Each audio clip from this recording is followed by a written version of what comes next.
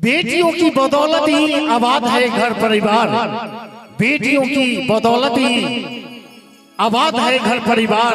अगर न होगी बेटियां तो थम जाता संसार, थम जाता संसार।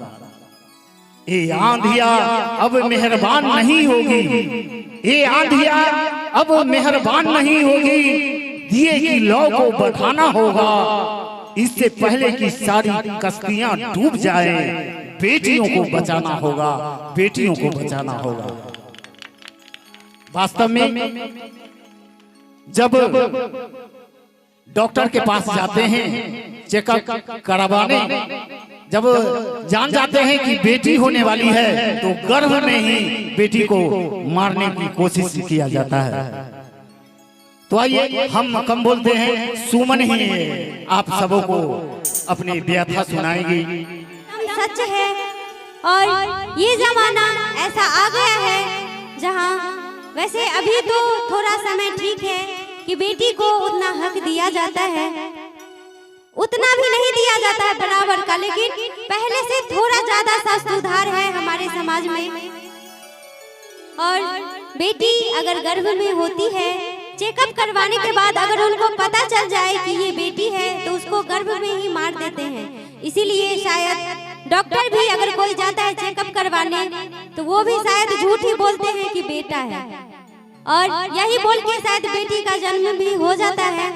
तो आइए ज्यादा बोलूंगी नहीं, मैं गीत के माध्यम से आप सभी को सुनाती हूँ।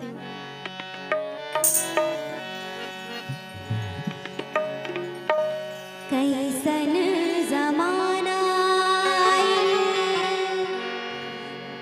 समझ में ना आए,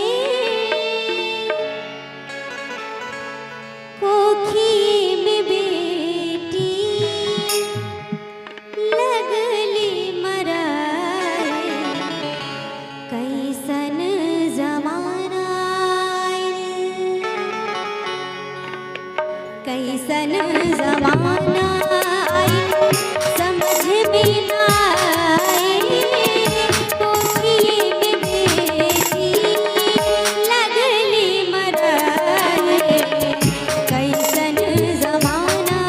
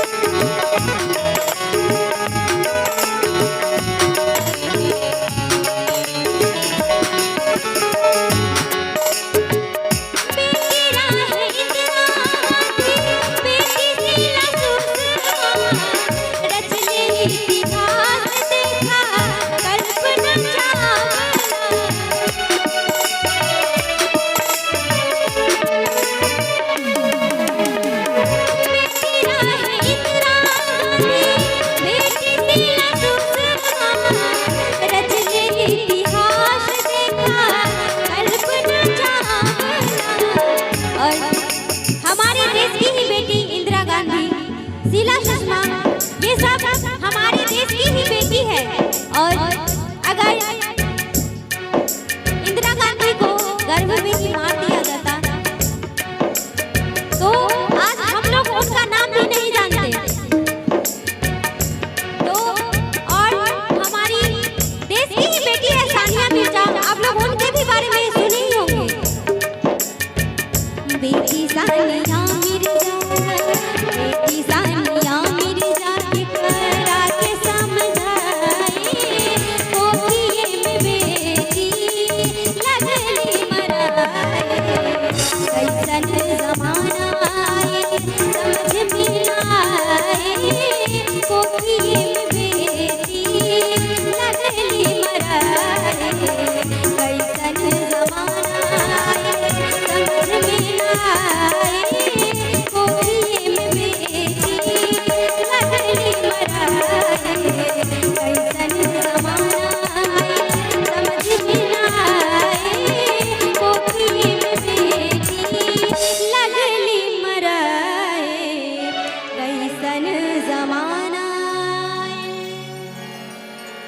और मेरी बात अगर आप सभी को सच लगी हो, ठीक लगी हो, तो एक बार जोरदार ताली बजा दीजिएगा। मैं इस बात से सहमत हूँ। मुझे ऐसा लगता है